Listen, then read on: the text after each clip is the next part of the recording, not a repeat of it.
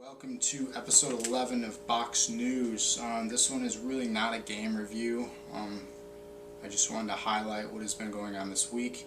And what that has been is the E3 convention, Electronic Entertainment Expo.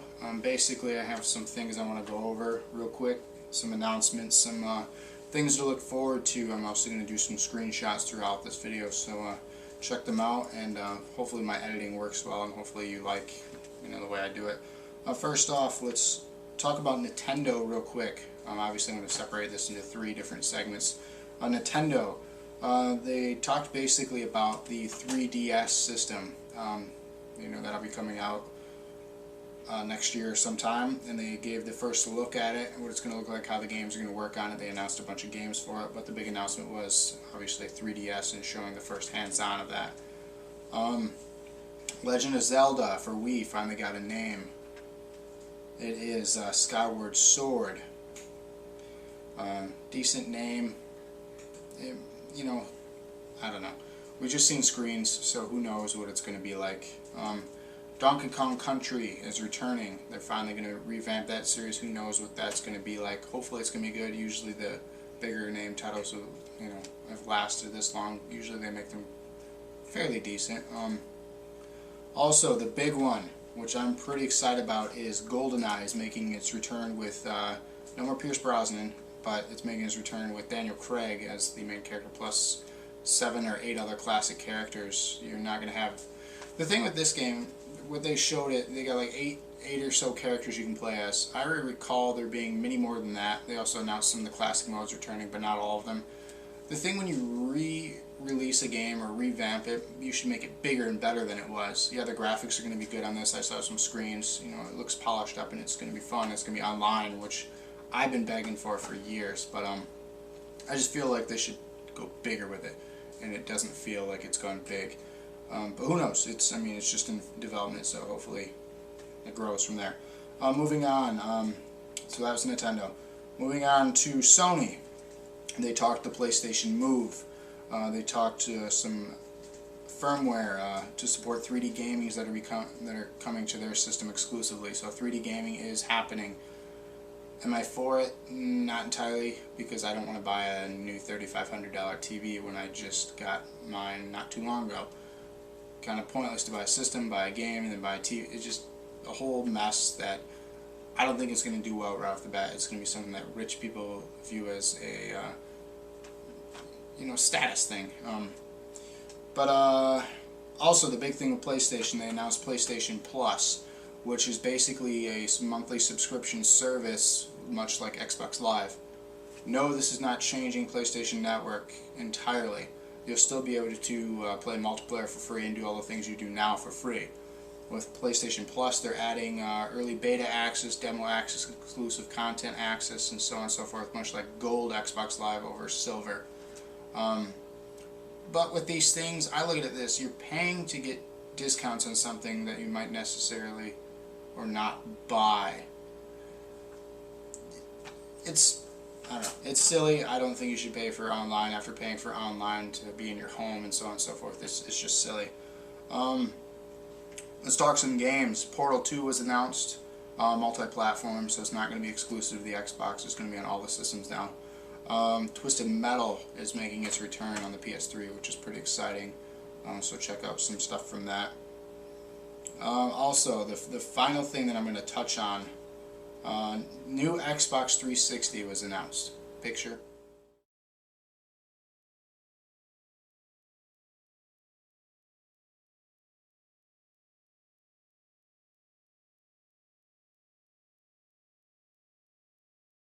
And with this, it is a 250 gigabyte hard drive built in. And it comes Kinect ready, which they announced. Project Natal is now called Kinect. They showed with these pictures you've seen what it's going to look like and how it's going to work. I'm not completely sold on this motion control system. I really hope they make me eat my words and prove me wrong. I personally don't want to run around and do who knows what with each game. And for game developers, I feel like they're going to take a step back in where we've gone with gaming and make it more simple and then we have to go, progress back through the steps to where we've got now with gaming. So I don't feel the games are going to be as in depth as they are now. But like I said, please prove me wrong, Microsoft. Also, with this new system, they asked if they're phasing out the white ones. Yes, what you have now, gone. They're only going to have the new black Xbox, the Slim or whatever they call it. My question is, why do they do Slims years after a system comes out? They perfect something, make it smaller. Why not just put it out as is when it comes? Like, it kills me with the Slim editions of systems. I'm lost for words on it. But my biggest concern is, have they fixed the red ring of death problem? 54% failure rate on the Xbox 360. They had someone at Microsoft, a representative, ask that question. They could not comment at this time, was their response. So, don't jump out and buy this new $299 black Xbox for a 250 gig hard drive if you don't even know if it's going to fail on you. They're shipping right now, by the way. So here, Microsoft plug. Go get yourself a new machine that might fail. Who knows if it's 54? It might even be 90% now. 9 out of 10 systems fail. Who knows? Could be 1 out of 10. Time will tell, and I really hope they fix the problem. But anyways, it comes with built-in Wi-Fi, great, one of the fastest Wi-Fis yet. But who cares? Get an Ethernet cable. I'm not completely sold on it. Sorry, Microsoft. That's, fix your problem before you launch something new. Fix your problem, damn it. Also, they showed Halo Reach, Gears of War 3, Fable 3, Metal Gear Rising, which is now on the Xbox, first time ever, so that's nice. Kinect Sports, which basically looks like Wii Sports, so I don't know how they're going to be original with this, copycat, whatever works. And then, last but not least, I'm getting burnt on these, but Microsoft signed a deal that any new Call of Duty game will be not exclusive, but will come exclusive first to the Xbox, including new map packs. There's an unlisted time between it goes to the other system, but it will come to the Xbox before any other system, and probably a month or so, and then it'll go to the PlayStation. But who cares? Honestly, who cares? So these are the big announcements from E3. Nothing really wowed me. Yeah, it's cool to get a new Xbox 360 system. Please let it work, and then maybe I'll invest $300 in your product. With the motion controls and 3D, please prove me wrong. Time will tell. This will be the next couple years of gaming. We're going to see right now there's a big turn in gaming. So pretty much, please prove me wrong. E3 was pretty cool this year. And if you didn't get a chance to catch it this Saturday, which will probably be tomorrow by the time this video is up. The 19th? Yeah, the 19th of June. If you're watching this after the 19th of June, sorry you missed it. They've already done their recaps of E3. But thank you for watching episode 11 for Box News. Hope this was informative to you, and stay tuned for more game reviews.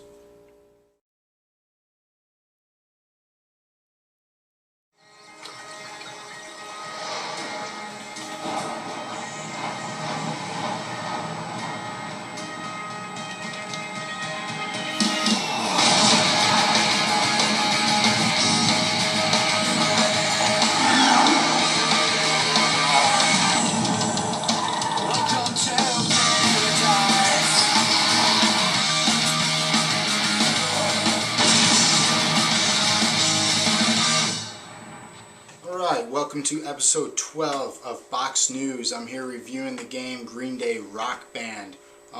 First off, if you're a Green Day fan, this is a must-have. I'm going to start by saying that. This is a must-have for all Green Day fans. If you are not a Green Day fan, don't get it. Be honest with you. Don't get it if you're not a Green Day fan, because all this game is a Green Day game. All Green Day songs. It's not like the Guitar Hero games where they focus on the artist and have guests. There are no guests, just straight Green Day, 47 tracks of Green Day, 6 tracks available for download right now for the 21st Century Breakdown album. So if you're a Green Day fan, this is a must-own for all of you. Basically, I'm going to start off with some highlights of the game.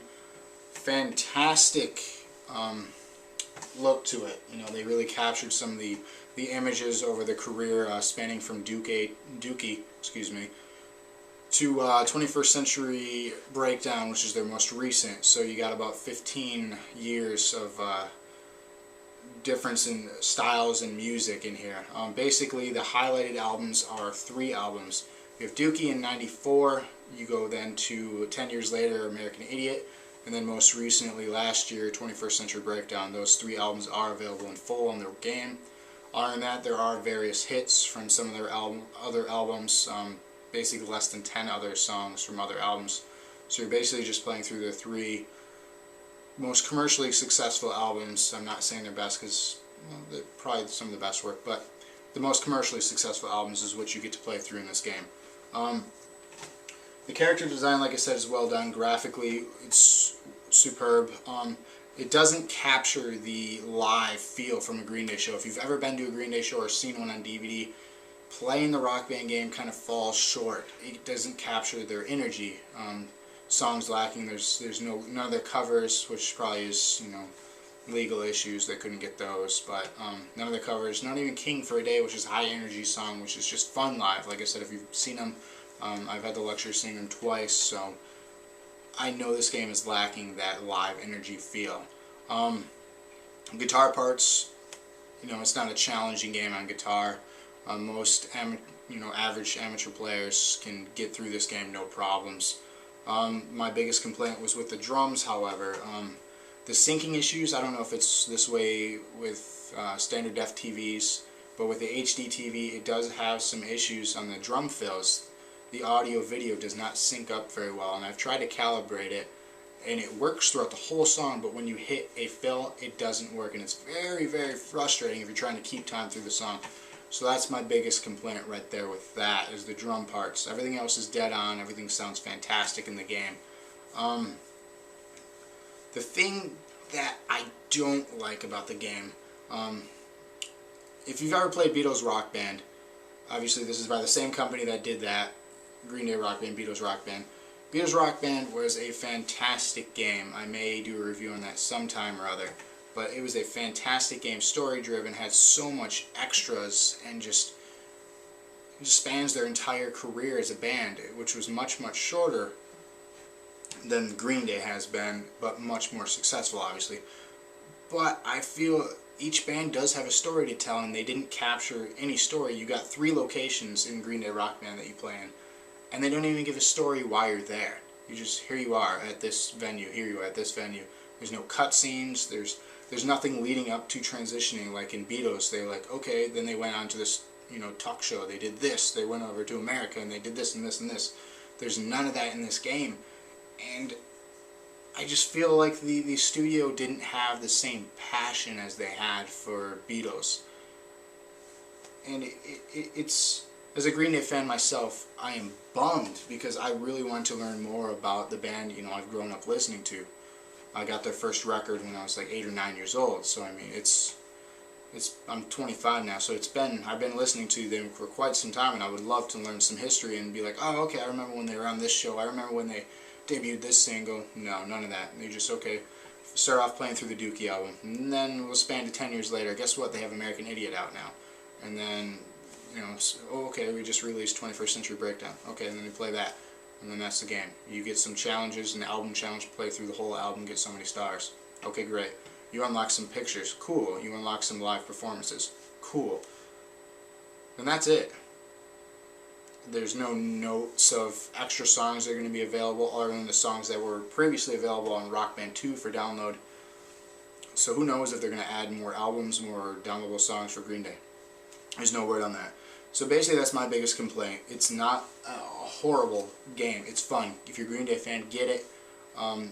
If you just like Rock Band games in general, rent it. If you're not a Green Day fan, avoid it. Like I said, if you really enjoyed Beatles Rock Band or looking for a similar experience, you're going to get a somewhat similar experience, but I said lacking in the story and the detail. Like I said, there's no passion. It feels to me like there was no passion in making this game. They just took what they knew from the commercial DVDs that were put out from Green Day or the MTV, you know, live appearances, and threw it into a game. They're like, here you go, guess what? There was also, I don't believe, special packaging, like the Beatles Rock Band had all new instruments looking, and there was much more put into it, but maybe it's because this is an in-between release because the announcement of Rock Band 3, they're putting all their efforts into that, and this was just like a smaller group that made this just for some extra cash in pocket, which really is unfortunate because, like I said, Green Day does have a significant story to tell, and I wish they would have been able to do that with this game, but unfortunately they fell short with that. So it's, like I said, it's a fun game. If you're a Green Day fan, pick it up. I really don't know what else to say about the game. I enjoyed it. I enjoyed my experience. I beat it in less than a week though, but like I said, there's 47 songs, and they're punk songs at that. So it's a quick playthrough. But it was fun. Frustrating drum fill thing. Not very insanely difficult on any instrument. Achievements for achievement junkies, it's worth the pickup. You can easily, by playing a week on it, playing through the game, you probably get 300 to 400 points out of 1,000. You really have to work and be somewhat decent at getting the rest, like 100%ing things, getting so many stars on certain songs, and I mean the rest. That's pretty much it. Just be good at a game, and you're gonna get all 1,000 out of 1,000. But that's for achievement junkies. I know not all of you care about that as much as I do. But so here you got it. The Green Day Rock Band. Enjoy it, rent it. If you like it, buy it. Green Day fans, collector's item. But stay tuned for Rock Band 3 this fall. That'll be the one to get. You got keyboard announced on it, so that's exciting. Just want to thank you for checking out this video. Hope you gained some information on this game if you're kind of curious about it. If you didn't gain any at all, I'm sorry. I don't get paid to do this yet. Hopefully soon. So keep checking out my videos. I appreciate you all subscribing so far, or if you haven't subscribed, please subscribe. Check out my other videos. This is episode 12 now. I have other ones, an hour-long discussion, all kinds of other content, and videos coming soon for me. So stay tuned. This is only the beginning, I promise you. So thank you very much, and thanks for watching Box News.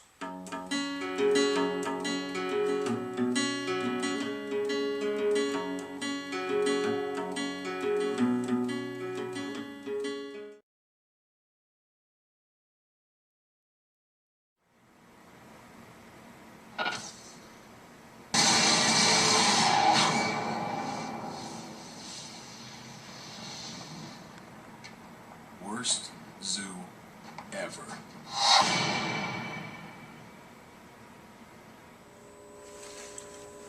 Welcome to episode 13 of Box News. You're probably wondering why I'm wearing this weird mask and get up. It's because that's what they do in Army of Two, the 40th Day, which is the game I'm going to review right now. This game is definitely a cooperative game. You're going to want to find a person to play with because, yet again, another game that relies on a partner, the AI strikes out. They are not smart, they run out, you can't control them.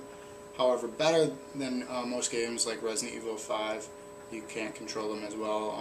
With this, you do have control whether you want them to guard you, stay put, cover you, and so on and so forth. Much, much better. Army of Two, the 40th Day, takes place a few years after the first game. This time it's in Shanghai, and you're trying to. I really don't understand the plot, to be honest. You're trying to get through this city that's being blown up, but you're at the same time blowing things up and killing people. Maybe you're there trying to save the civilians from its total, save the innocent and save it from total destruction. They never really touched on that, and it's such an abrupt ending. It's ridiculous. I was really turned off by the intelligence of the AI. Like I said, you're gonna want to find a friend to play with because this game by itself is not. It's fun, but it's not fun. It's a third-person action shooter by EA. I like third-person shooters a lot, like Gears of War. It's the same style, the same button feel. So if you're familiar with Gears of War, it's very close control scheme. So if you've liked those, you might like this game. If you're looking for plot, don't get this game. If you're looking for 5 hours to kill, this is for you then, because that's pretty much the whole game is 5 hours. There's no little extras, nothing. It's honestly, it's not a great game. The AI is the worst part. It really turns me off from it. Playing through it, you just shoot enemies, you go through the things, hide behind an obstacle, go to the next area, shoot things. There's different types of enemies. Some have grenade launchers, some have machine guns, some have, what else they have? RPGs, you hide behind turrets, you get a couple trucks. There's really no unique things about this one that differentiate from the first one. Besides the M.A.G surrender, that's something that's new featured in this game. Some new upgrades, mask customization, so you can have more detail than this one. So you can customize your mask, you know, that's cool. I don't really know who the target audience is in this game. This is an M-rated game, but I feel the way that the two main characters, Salem and Rios, they're like frat boys almost. I feel like this is targeted at a younger audience, but yet the game is mature because of the violence and shooting. But I mean, who doesn't get their hands on a mature game? I've seen online, like Call of Duty and Halo, where there are 8-year-olds cursing at each other and playing this game, which they shouldn't be. But anyways, but that's one of the main differences. The M.A.G surrender is the main difference. What else? The customization, there's some new features. Not much is really different about this. It's featured on both Xbox 360 and the PlayStation 3. Which system should you get it for? It doesn't really matter. They're identically the same, besides obviously the controller for the system, and if you have either or system. They're identically the same, no features are any different. Xbox will probably have downloadable content first before PlayStation. It seems to be routine with that. Basically, I really don't recommend this game to anyone. I'm just so lost for words on this game. It's, like I said, it's fun if you want to shoot some people, kill 5 hours of time. After that, I don't feel like I gain anything. You know, I feel like I wasted time with it. So what I'm going to do, if you comment quickly and that comment say you want this game, I'll send it out to you. So comment right now on this video, say I want this game, and then subscribe. So right now, take a time out, hit subscribe, and comment real quick. I'll give you a few seconds. Okay, now if you've done that, I'm going to randomly select a person, and obviously if there's not many of you, that person's going to win. I'm going to give it a few weeks of this video being up, and then I'll send you this game. So comment and subscribe, tell your friends.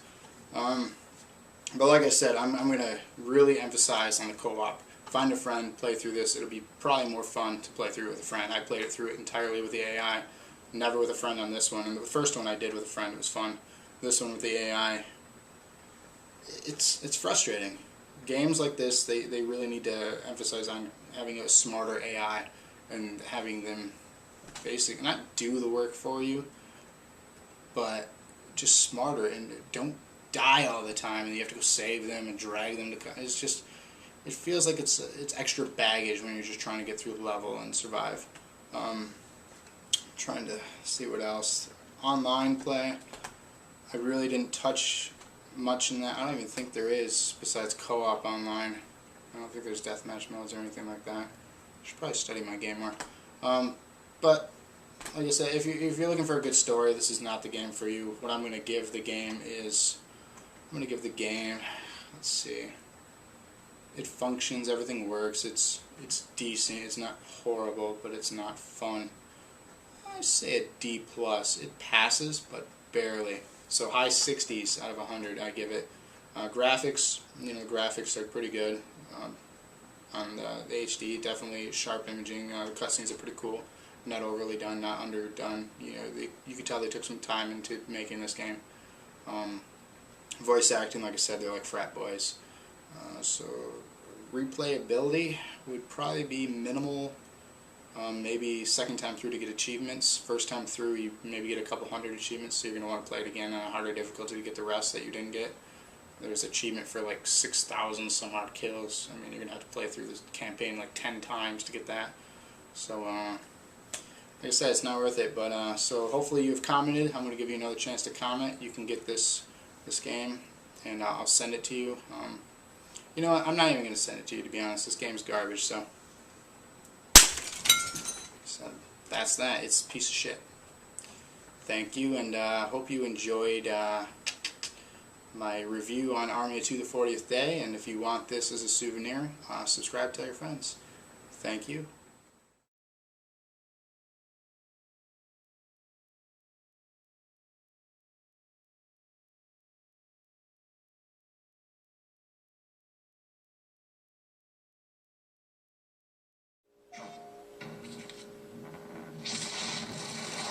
The explosion changed my life and ruined everyone else's. Empire City is overrun with criminals and lunatics. Cut off from the world by a government quarantine. Everyone thinks I have the power to fix it. But I don't know if I can. Or if I even want to. Rated T for teen. Alright, welcome to episode 14 now of Box News. I'm taking you now to a different room in my home. This is the retro game room, basically. This is where all the old consoles get put when the new one comes out. Especially because most of these do not have HD TV hookups. You can't really hook up any of these old consoles to the HD TV. So basically being in this room makes me think back to some old games I used to play. So if you want to see any reviews for any old systems, let me know. I do have still a working Atari 7800. So if you want to see any reviews from that, I know you're probably not going to be able to get your hands on one, but if you do, I can do some reviews. They're classic, they're the roots of gaming. Without these systems we wouldn't have anything today. I also have the 2600, like I said, both in working condition. A rare system, the Sega Saturn. I don't know how many of you have heard of this. It's a good one. And then of course one of my favorite systems, Sega Genesis. I loved Sega. Unfortunately, they went under with the Dreamcast, which is another good system. But basically, if you want to see any games, it doesn't even have to be on these systems. It can be on any system. I did have a request from Stix1983. Shout out for you. Thanks for being a subscriber, commenter. Wants to see Super Mario Galaxy 2. So I will get to that, I promise you. I got some other games ahead, but I will get to that, so just stay tuned for that video. I have some other... Time out for my cat. He wants to be part of the video. Come here. Come here. Come here. Alright, I'm going to grab him since he wants to be part of it. Say hi to everyone. This is Moo. Anyways, back to that. If you want to see any games review, just let me know. Like I said, for Stix, I'll get you that review, I promise you. Basically, this episode is supposed to be about Infamous. I did get off track here, but Infamous is a game for PS3 only. They are making a sequel to it, so I figured I'd talk about the first one. Basically, you are a bike messenger that got caught in this bomb that doesn't blow up the city completely, but really messes it up. It changes you because you were caught in the epicenter of this. You now possess electrical powers, and everything is electrical physics based. It's actually a really fun game. The character is named Cole. Like I said, your bike messenger. With these electrical powers, have different upgrades as you earn experience points. Really cool thing about the game is that you have good karma, bad karma. So whatever you do affects how the people in the city treat you. They can treat you positively, they can treat you negatively, like depending on what you do. If you save someone or if you kill someone. This is a fantastic game. It's a really fun game. The replay value after you beat it, unfortunately, is very low unless you just like running around open world games. With this game, I have to give it a low 90. It was that fun. It was one of the only open world games that actually did all the side missions. So it's fantastic. It's less than 20 bucks now. It's a greatest hits. So if you can get your hands on this game, I highly recommend it. Graphics are stunning, very sharp. With the story, electric based stuff. Your character's all electric. It's fantastic. What else to say about it? Graphics, story, everything is great except for replayability. Once you complete it, you're done. There's 3 main islands to the game, and you play through those, you're pretty much done. It takes, I'd say, 16 to 20 hours, depending how thorough you are with completing all the side stuff. But nothing was really annoying in the game. It was all except for the last boss. Everything was pretty smooth. The last boss was pretty difficult. So I definitely recommend this game. If you've enjoyed any of my videos so far, I know I'm not the most exciting person for doing this stuff, But if you're enjoying so far, I really appreciate everyone who's taken the time out to view these. If you haven't subscribed, please subscribe, support this. They will get better. I'm sure there'll be games you hate that I love, and vice versa. Or if you don't even like my review, just comment, please. I'm not going to please everyone, I know that. But just comment, let me know your thoughts. I want some feedback on any of this. I'm 14 episodes in now, so I want some feedback. Give some shout outs. I've received some comments, some emails. Let me give, let's see. TD Bruins 98. You've been really awesome. I'm glad I helped you out on some things you had some questions on. If anyone else has questions on some things, just give me a comment, or shoot me a message if you don't want your comment posted for everyone to see. I'll do what I can to find your answer and go from there with it. But TD Bruins 98, thank you very much for being a subscriber. Shout out to you. Definitely check out their channel. They posted on my episode 12, so click on them. It'll bring you to their channel. And if you want me to give a shout out also, just comment or message me. I'll give a shout out and let everyone know to check your channel out too. I know it's hard to get views, but if you want, I'll help you out. You help me out, vice versa. We're all friends here. We're not competing. But yeah, just let me know about that, and I will give you a shout out if you want to see anything. Like I said, just let me know. But as for Infamous, fantastic game.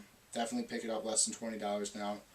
Learn the story, learn everything about it, get familiar with it. It's PS3 exclusive. Sucker Punch Games made it. Fantastic game. They just announced a sequel. We don't have a date yet, but definitely pick this game up. It is worth the money every dime. It is a fantastic game. Probably one of my favorites for the PS3.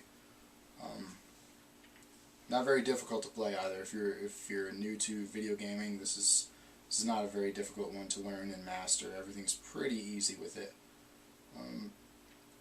I have some more videos that I'm filming soon, more episodes to come. If you have any suggestions, comments, concerns, whatever, comment.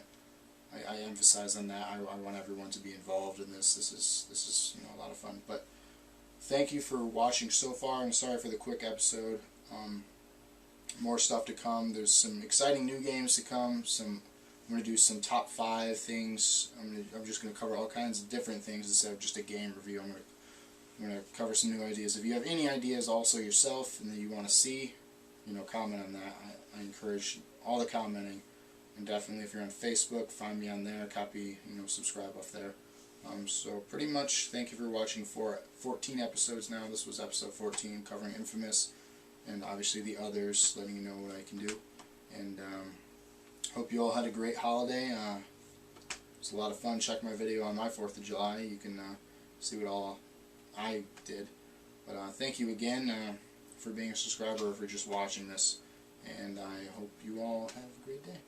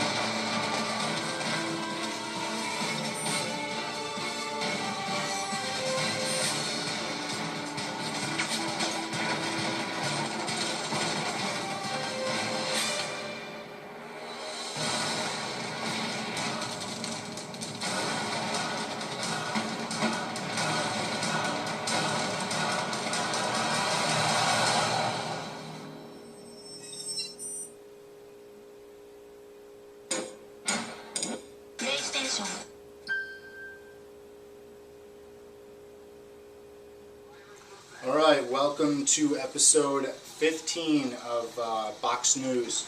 Right now I am in the heat of battle. If you don't know what game this is, you better get familiar with it very soon, because this is the big shooter for PlayStation 3, and it's exclusive on PlayStation 3. It's M.A.G, Massive Action Game, and they are not kidding about massive. 256 people in one match at once. And right now I am showing you a match I'm in called Domination.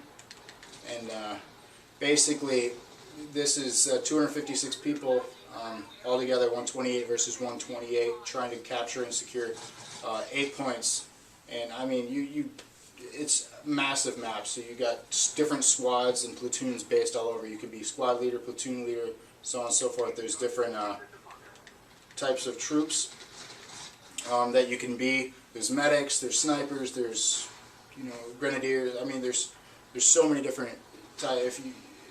Anything you're looking for in like Call of Duty or anything is in this game also, for different types of units. You could pretty much be anything. If you don't want to shoot anybody, you could just be a medic and go around healing people. There's also vehicles in this game. There's turrets. You can parachute into locations. You can call for that type of support. You can call for helicopter support.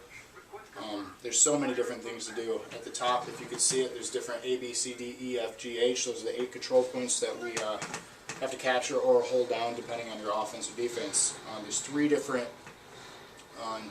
countries or teams. There's SVER, which I am. There is Raven, and then there is Valor. You could choose at the very beginning what you could be. After that, unfortunately, you cannot choose a faction. You're stuck with the one you want. You could create additional... hold on. I just missed him. You can create a different character to level up throughout the course of your career. You get experience points for kills just like every other shooter out there right now. There is a level cap. You level up to 60. After that, I don't know what the benefit of playing is, as you don't level up anymore. You have all the weapons at your disposal. I haven't made it that far yet. I believe I'm level 38. This came out in January, so... Oh, this is not good. See, these are the vehicles I'm telling you about. You pretty much don't want to get involved in them. I got owned by that guy. But if you like first-person shooters, this is the game for you. Like I said, 256 people. The graphics are not the best it could be, but at the same time, there's 256 people. That's cool. That guy is shooting me, even though I'm dead. It's different. But controls are pretty easy. The only thing I don't like about it is the L2, R2 buttons. That's how you cycle through your weapons. It's kind of weird at first to get used to. But the shooting makes sense. R1, L1 to aim. Cycle through, like I said, like this, through weapons. You got your med kit, which is also a nice feature. In this game, you can heal yourself at any time. You can go and heal enemies. If you have it equipped, you have to unlock it in your inventory. Obviously, these guys are not hurt. I can't heal them. But you can heal. You get experience points for healing. You get experience points for repairing different things. Pretty much everything you do, you get experience points for. It's not the mass amounts like Call of Duty, but it's definitely, it's still similar. It takes so many to get to the next thing. You unlock attachments for your weapon, like this. I have a grenade launcher and a silencer on this gun. I also have a grip, which lowers the recoil rate of the gun. And we killed each other. He shot me in the head. I shot him with a grenade. You get a life bar that shows the 100%, and then it depletes from there as you get shot, which is nice. There's no one-shot kills like Call of Duty, which is very annoying. I understand that's nice for people who have skill, but it's not very welcoming for rookie gamers. Pro gamer Andrew Alana actually favors this game as one of her favorite online shooters, which it possibly is one of the best. I know a lot of people out there don't agree with me, but I'm honestly tired of the Call of Duty series. I like something different. This game has that different.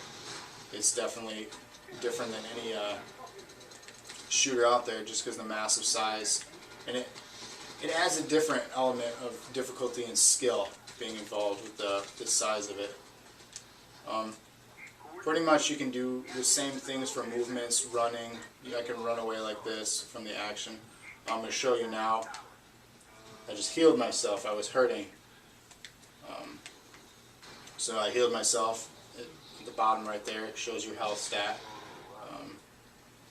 When you spawn, you can pick different spawn points depending on the areas you are controlling in the map. Now this, I must let everyone know, this is, if you don't have internet hooked up for your PlayStation 3, this is not the game you want to get. As there is no campaign, there is no offline, this is online only. So that's, I mean, as for replay value, once people stop playing this game online, there really is none. So if the hype goes away from this, there's no point. I'm getting shot from somewhere. So encourage your friends to play it if you're going to pick it up. If you have a PS3, this is a must-have for a shooter to step away and give yourself a break from the Call of Duty and Battlefield series. Definitely pick up M.A.G. This is great, a great shooter. Like I said, the biggest complaints have been the graphics, and I've heard people complain. Pro Gamer Home Skillet was not a fan of this. I don't know why. He really never gives me a definite answer. I'm calling you out, Home Skillet. Comment on this. I want to know why you hate it. Anyone else who played it too? Arnold Palmer. I know you played this briefly. I want to know your thoughts. If you don't have a PlayStation 3 and you're wondering if this is a game that would be the reason you get a PS3, that, you know, it's a possibility. It's not like I must go have a PS3 because of this game, but definitely if you do own a PS3, this is a must-have game for it. The price, I believe, is down now on this game. It's probably in the 40s range. They just introduced finally the first downloadable content for it. So there's that. They're still working on adding stuff. It's not a dead game. So definitely pick up M.A.G. if you like what you've seen here. You know, it's really fun. I'm going to grenade this guy. See, oh, I don't have any grenades. Fantastic. Oh, not good. But definitely pick up M.A.G. PS3 exclusive. Fantastic game. Give it a chance. And it looks like I am out of time. So pick up M.A.G. Thank you for enjoying episode 15. Got more stuff to come. Once again, thank you. Please subscribe.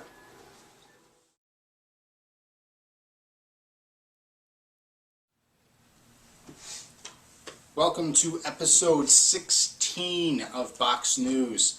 This one obviously for DJ Hero.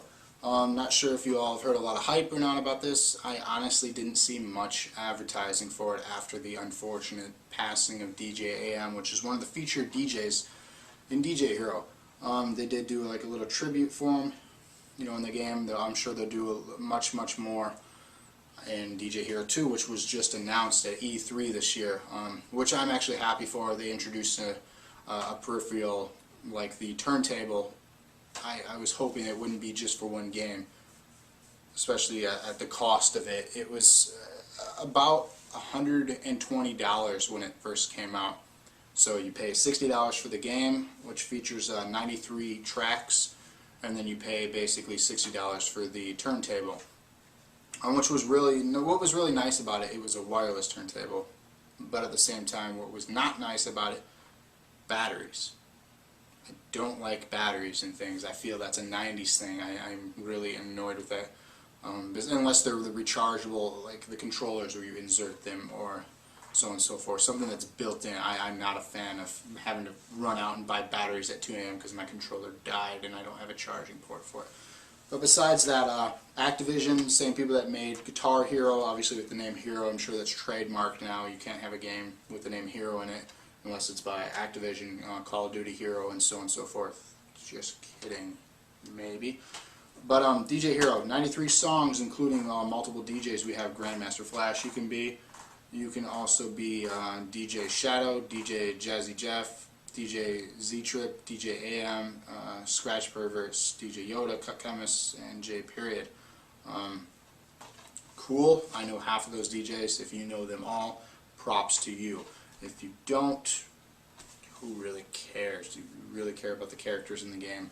I'm sure they're going to end up suing like people did with Guitar Hero 5 or World Tour, whichever one, you know which one.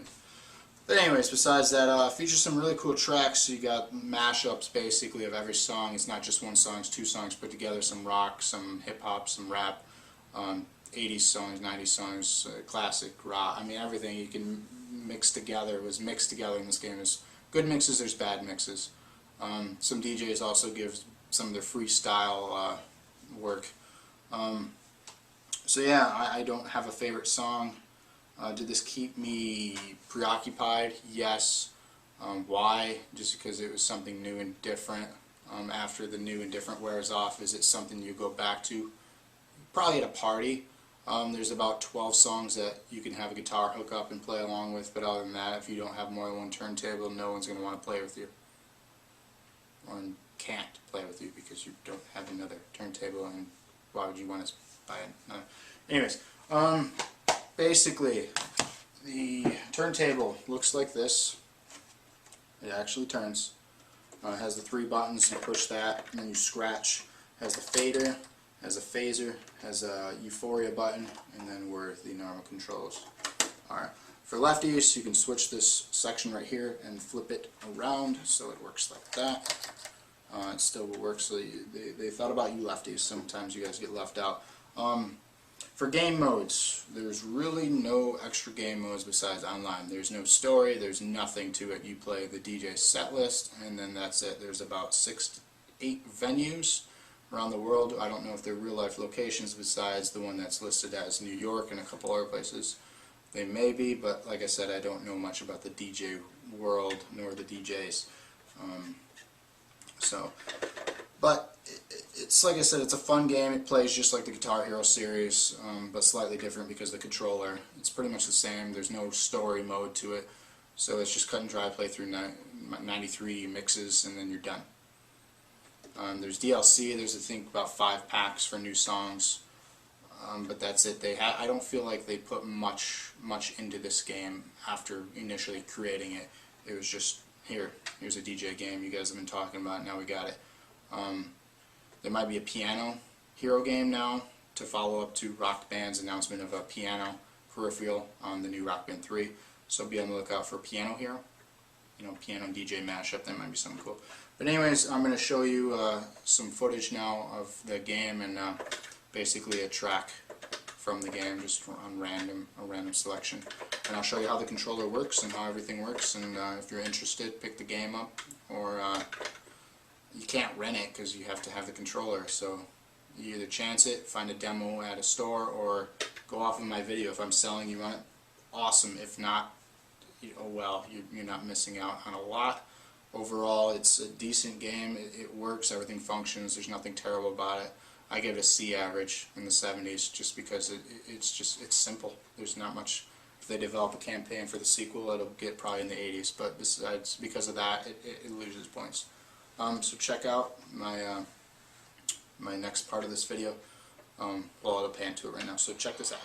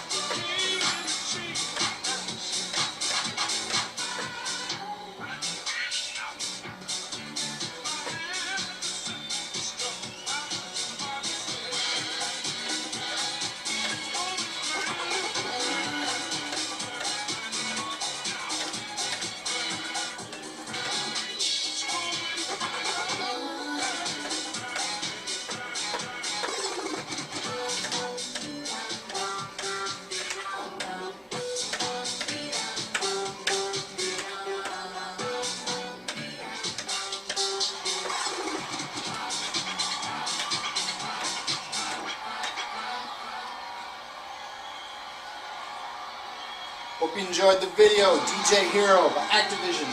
Pick it up now everywhere. Thank you again, Box News.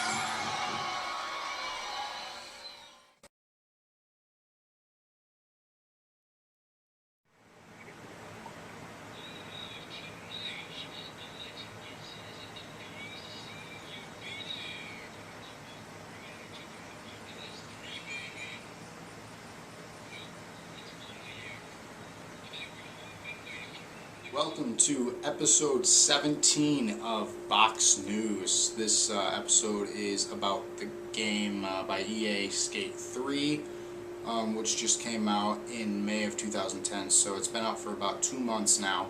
Enough of you may have played it, may have not. I'm here to tell you reasons why you should or should not. With the third installment of a game now, you expect almost perfection by a game, or at least a huge epic game by this point.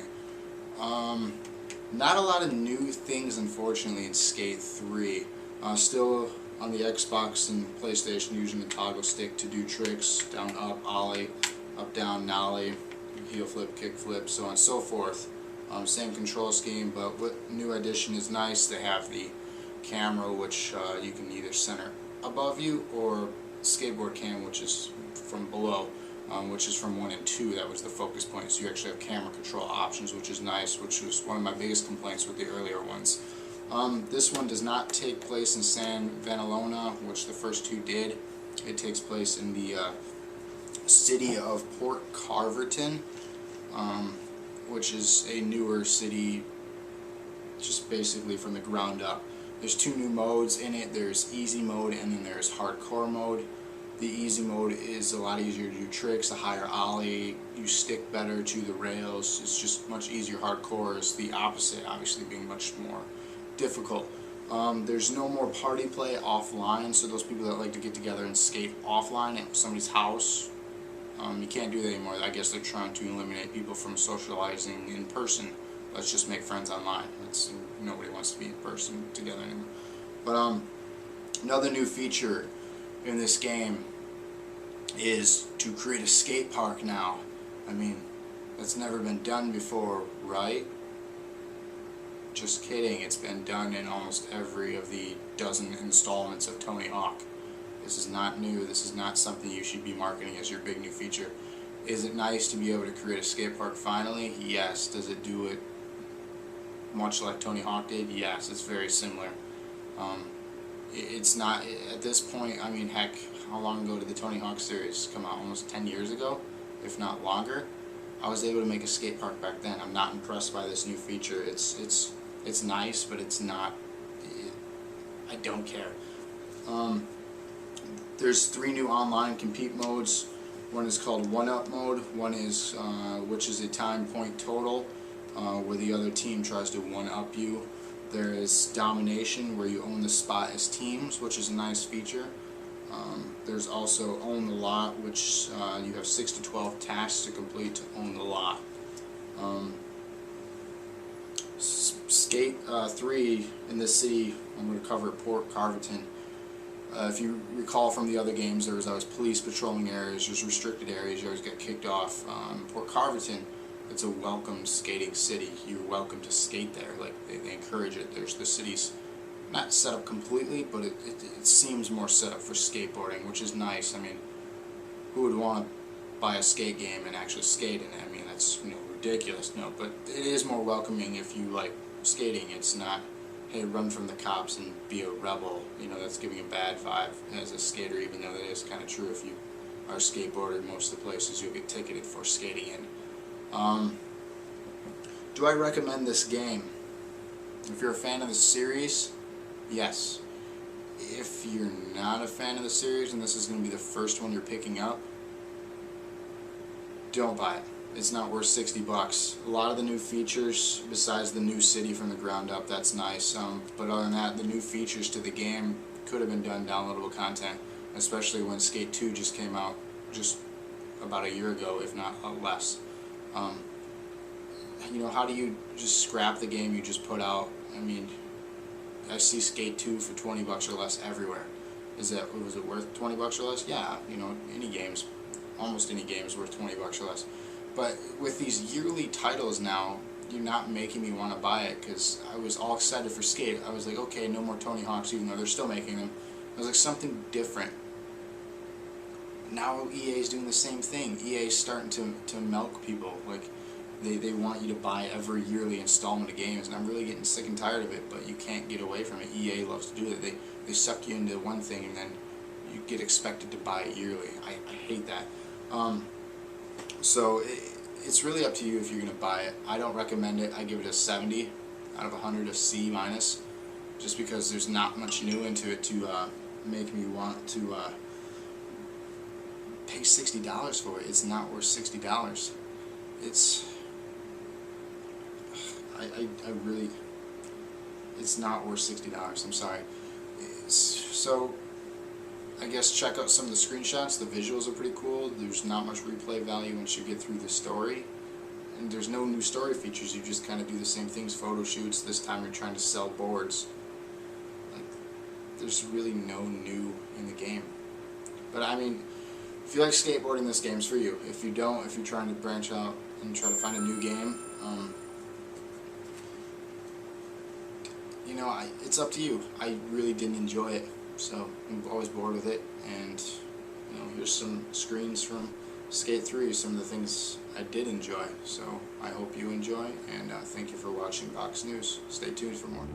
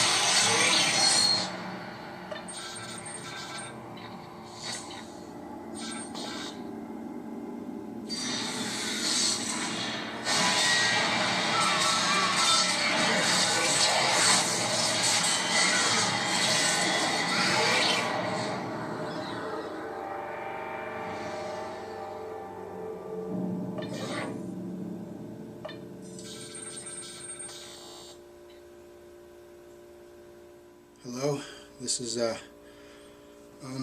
broadcast 18, episode 18, trying to reach out. I am the last survivor of the Ishimura. I need to review my experiences. There's something not right about the Ishimura. I don't know what to say. There's no one left. No survivors. There's no crew. I'm the last engineer. Basically, my experiences with these creatures, they possess humans, take over their bodies, and consume them. I only have my engineering tools to defend myself and get through this. I need emergency rescue as soon as possible. My review with this experience here was horrifying. This is a thriller beyond belief, beyond anything that EA could comprehend. I need everyone to, right now, study your video blogs. I need you to pick up a Blu-ray of our first video blog of what happened. It's Dead Space Downfall. I need you to pick it up. What it is the before story of how the Ishimura came about. I need you to study it. It's your only way of saving me.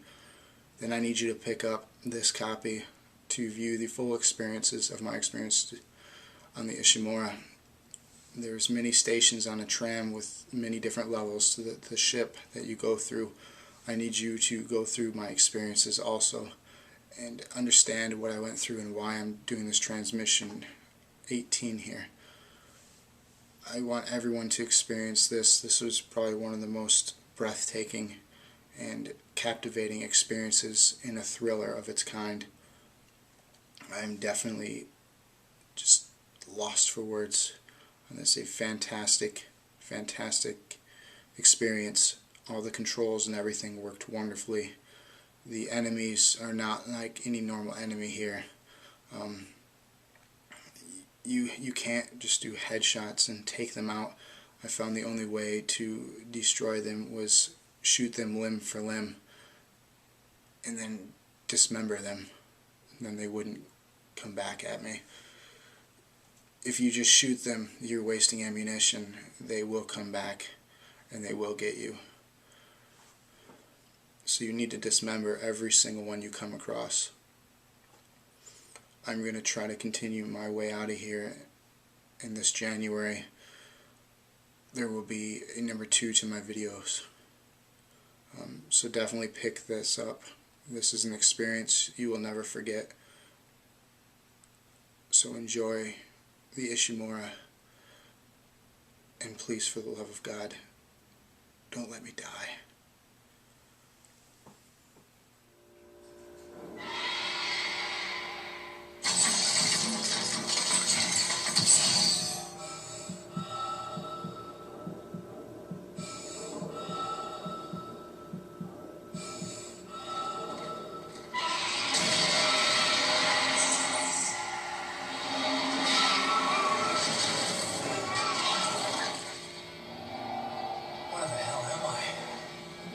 You're suffering from a unique form of dementia, Isaac. Something you contracted on age 7.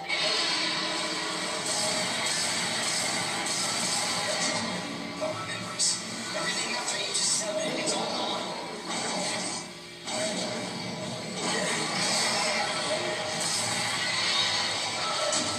Isaac, you're still alive. I keep seeing these symbols. Did you see the symbols? They mean something, Isaac. I need answers.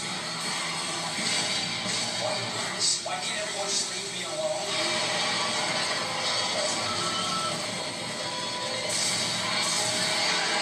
Your dementia will kill you, but if you can get here, I can treat you. Why should I trust you? Because I'm not the one shooting at you.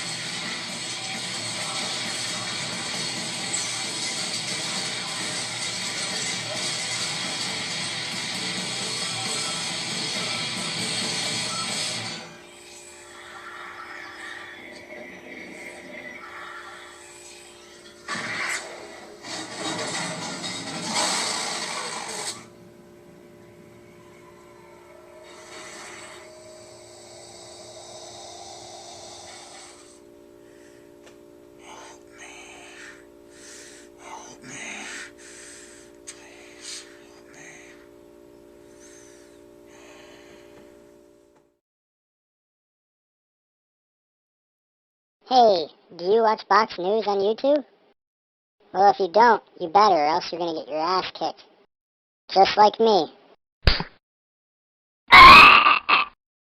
No!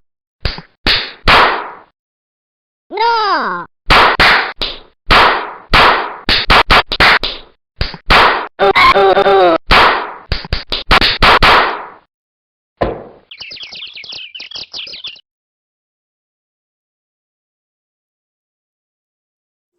Welcome to episode 19 of Box News. Thank you very much for tuning in this far. If you haven't seen my old episodes, they're still up. I have no plans of deleting them, and I hope YouTube does not either. So far I haven't had really any bad material or anything that I should get banned for yet, so stay tuned. I might have something in this episode. Probably not. This one is about Final Fantasy 13. It's been out for a while now, so all of you should have been able to get through it completely. I won't try to give any spoilers on this, but if I do, I apologize. So if you haven't beat it yet, maybe you want to finish it first before I talk about it. Final Fantasy 13 is Square Enix, obviously. We are very familiar with this. We're even hearing of it. If you never played it, you're aware of the game. It's a very popular RPG. Final Fantasy was available for the first time on the Xbox 360 in 3-disc format, and available on the PlayStation 3 in 1 Blu-ray disc, 50 gigabyte format. Which system would I prefer it for? That's completely up to you. I got it on the PlayStation 3. I don't like disc changing. I'm not a fan of that. I feel that's a PlayStation 1 thing. So that's why I got on the PS3. Plus, I wanted an RPG for the PS3. I don't have, very many. My thoughts on this game. I didn't like it. Honestly, why? All right, here's my thing. Final Fantasy 13. It had good look to it, but does that make a game? No. Just like it should not make a movie. Avatar. But anyways, talk about gaming, not that movie Avatar. But look is nice. Look is an addition into great core gameplay. Look is very important, but most importantly is the feel and the fun of it. I mean, a game is a game. You're supposed to have fun. Is it fun? Yeah. Is it much of a role-playing game? Not really. Why? Because you just kind of go through a set path. It's a very linear role-playing game. There's no exploring. There's no anything. The battle system in this is nice, but I don't feel like it was a true RPG. It's not what I'm familiar with RPGs. Basically the old Final Fantasies, the Fable series, Elder Scrolls series, any of those are true RPGs where you are able to explore, level up, and do this. In this game, you level up to some sense, but basically you get Crystarian points that you put towards your character's abilities that you have to level up a certain way until, so far in the game, 25 hours to be exact, or give or take, depending on how you got through it. I think, the 25-hour mark is what they quoted. I got to it about 23 hours. I was able to then choose my party, choose my characters, choose what their expertise was, but by that time, you had already put so many points into your character as being like a medic or a commando or anything, that you didn't want to start at zero and have them focus on something else. You wanted to top out what they had already been working on.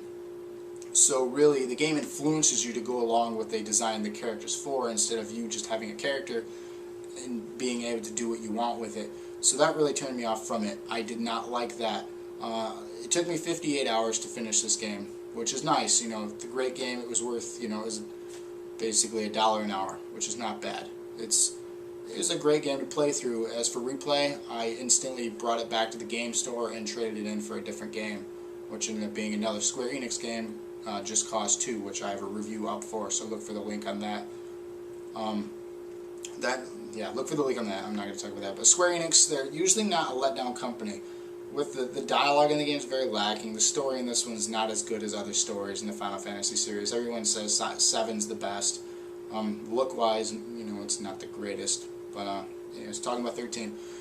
The story is not the greatest. It builds up to nothing. Like, it's like, hey, we got this war. You're going to fight, for us against this, and this. There's no choices. And there's another thing too. We're to the PlayStation 3. We are in 2010. you should have the ability to manipulate a storyline. We still do not have that. We're still going straight through and playing a story that's already been pre-plot out. You should have choices. I do like how gameplay is influencing other games, not Final Fantasy. I like how gameplay is now giving the option to be good or bad. Obviously, you know, you could do that, I guess, you know. Developers, please design a Final Fantasy where you can be good or bad. I heard Final Fantasy 14 Online, which is exclusive to PC and PS3, you have the ability to be good or bad. It's basically like 12 Online, which you have to pay for. Don't agree with that. Buy a game, you should be able to play it for free. But that's another topic for another day. Going down the list of goods and bads. Gameplay, decent. Fighting system, new, different. Very easy to get used to. I do like the switching of fighting styles and having your presets for what you want your focus on. If you want a medic on a team, 2 medics, you want to build up power-ups so you can have better attack combos, so on and so forth. You have the ability to do that seamlessly throughout battle, and it charges through time. It's not completely turn-based, so those people that are turned off by turn-based games, this is not completely turn-based. The fighting system is very well done. So I did like that. The control is very easy to use. Basically, you just kind of go through the motions in this game. Like I said, there's no choices. It's very linear. You just go through the motions, hit the A button. There's the quick battle where you don't even have to choose anything. It chooses the best attack for you to defeat your enemy. Some of the bosses, it doesn't work as well. You have to switch your stance and then see which works to drain him. Another thing that I didn't like about that with the fighting system, some of the bosses are timed. You have to beat them in a certain amount of time, and if you don't have your Crystarian points added to your characters before going to the fight, and you're not going to be able to deplete his energy or his power fast enough, it'll game over you and you'll have to start outside that battle, which is a thing I like. If you lose a fight or lose a battle, you don't go back to your last save point that was like 2 hours back. You go right outside that battle. So don't get frustrated if you lose a battle. You'll go right outside that battle. You can try again or run away a little bit backwards to, you know, focus on the easier guys to power up a little more and then go forward again.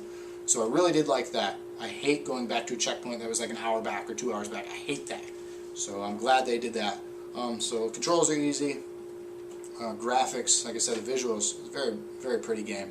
I do like anime, and it's obviously taken from that. It's a Japanese game, and it looks really good. The character design are they're characters, so they're obviously very stereotypical. The dialogue is not good. Replay value after you beat it, it's you know, if you're a fan of the series, you're gonna be a collector, collect this game, get it. But it's just, I don't know. It's not. It let me down. I really wanted this to be that new RPG I'd be playing for quite some time. It took me just over a month to get through 58 hours, which is probably, I'd say, a couple hours a day, if that. That's just during the week. I probably wasn't even playing on the weekends. So you can get through this very quickly if you just set aside an hour or two a day. Which, when you think about it, you people are probably playing Call of Duty or Halo or whatever several hours a day. So set those games aside and rent Final Fantasy. Just experience what it's like. But don't buy it because after you finish it, or even if you make it that far to finish it, it's not worth playing through again. I'm sorry, once you play through the story, it's the same thing second time through. Want to thank YouTube, obviously, for not taking me off yet. Thank all my subscribers. Just tell your friends. Add the links to Facebook, whatever social network site you are, Twitter. I'm also on both those. If you can find me, cool. If not, whatever. Just tell your friends. Tell them to subscribe. I want to thank you all so far. I got some cool games to come up. I'm not going to give any away because I don't want to disappoint if I don't end up reviewing that.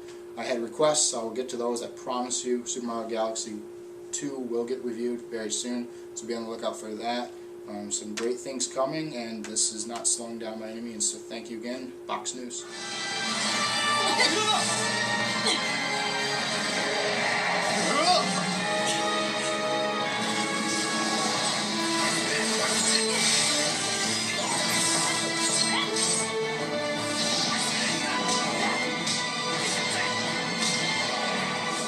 19. The This is episode 19. Thank you for watching. Oh, broke my chair. Start over.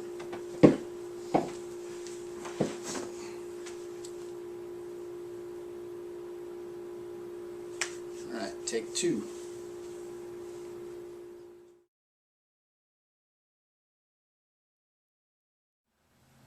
So, you want to be a fighter? It's not just how hard you hit, or how fast you can move, or how many strikes you can absorb without tapping out.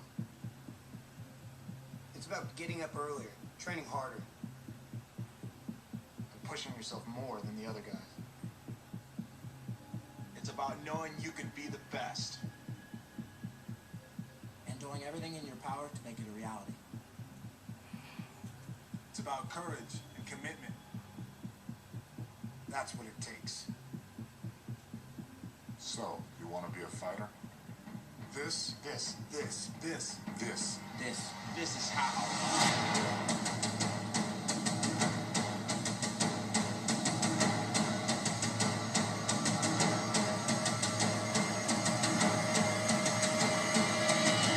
Welcome to episode 20. 20 episodes in now.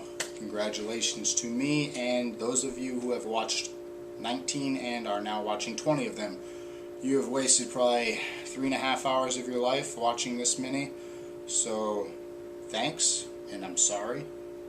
Those of you who are tuning in for your first time, please subscribe, tell your friends. Episode 20, we're going to talk about the UFC Undisputed Gaming Series that's available now for the Xbox 360 and the PS3. Preferred system to get it on, doesn't really matter, the game is identical on either system. First off, going to start off with UFC 2009.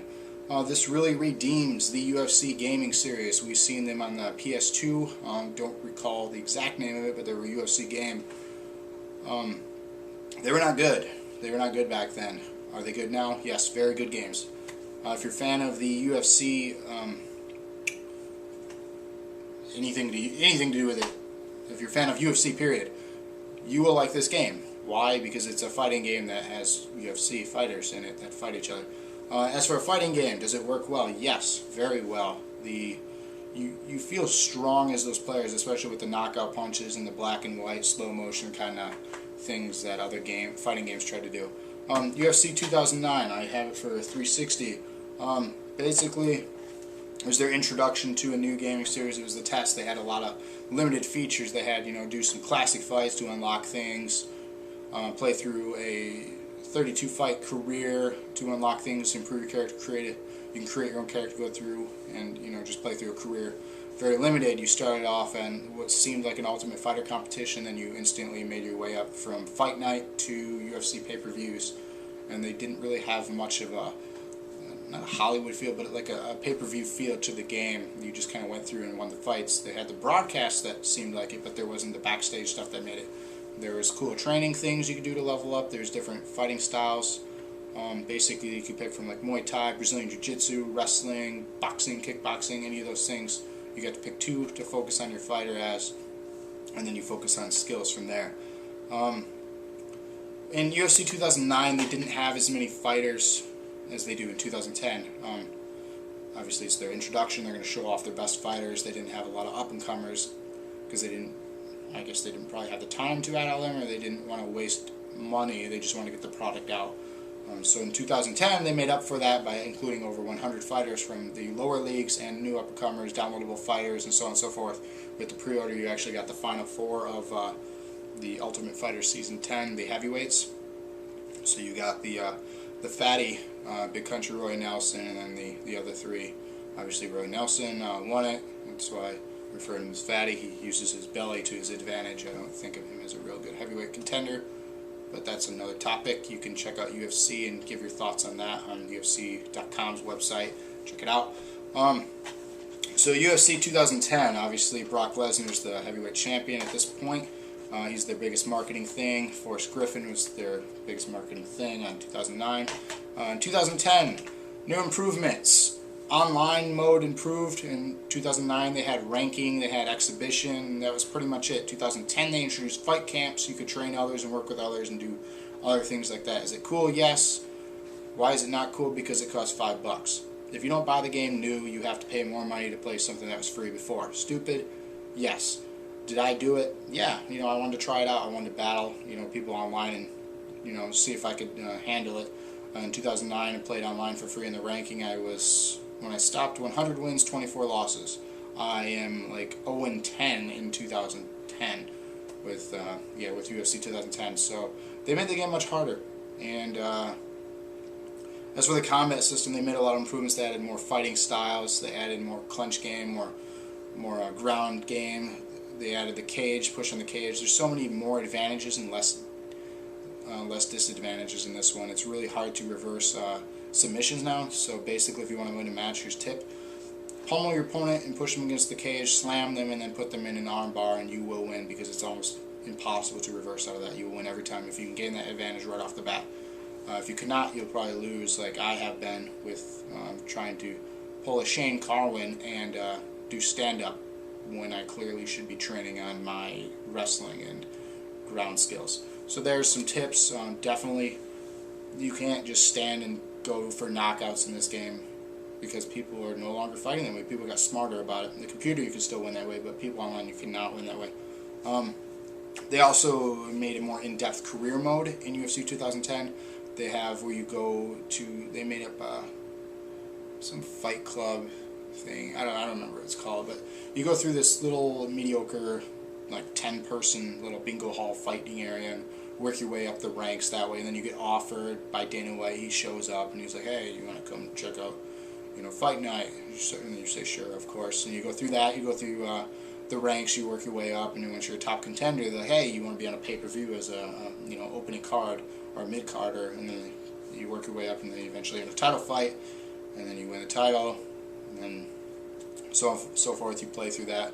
Basically, you play through 12 to 15 years with your character, and then you retire him, and then you can use, obviously by that point you've trained him, done all the similar things like in 2009, and added attribute points and so on and so forth. The thing I didn't like about the career mode in this one, if you don't have your attributes at 30, 70, or 30, 50, or 70, if you don't train with that certain skill, they start to deplete. So let's say you were working on your clinch game, your clinch offense, you had it at 39. You didn't do that for 2 weeks, it starts to go down, and it's like a 32 in a couple weeks. So make sure if you're not going to focus on something, stop it at a 30, 50, or 70, and then come back to it and make sure you have enough attribute points accumulated so you can move it up to the next 20 interval. After you have your last fight, one of the main things you want to do too is go all out and add all the attribute points you can, because once you retire, you cannot touch that character again. He's retired, he's done. So that's a new thing that you'll learn through that after playing one playthrough of the career mode. It's a lot better, it's a bigger production, so they made a huge improvement on that. Pretty much very similar things. They improved little things like if you're doing exhibition matches with your friends, having your friends over, you no longer have to back out a couple screens, wait for it to load to select fighter. As soon as the fight's over, you can do rematch, select fighter, select arena, and so forth right then and there. So you can just keep going with exhibition matches and so on and so forth. So it's a lot more, hey, keep going and keep playing, not just, hey, play a match, exit out. You want to play again? So it's more welcoming. So definitely pick up either or. You'll be happy with UFC 2009 or 2010. If you're a fan of UFC, definitely pick up either or both. You know, pick up 2010. It's the more recent one, has a better roster. Is the only reason I'd pick it up. For price-wise, 2009 is much cheaper. So if you're not sure of it yet, or if you don't know if you're really into this fighting game, test it out with 2009. Give it a rent, or even test out 2010. But definitely, if you like UFC, you like fighting games, this game is for you. I give it a really high B, high 80s. Not too many flaws. I stated my flaws, so definitely pick it up. You like the UFC, you will like this game. Thank you for watching episode 20. Stay tuned for more stuff. Take care.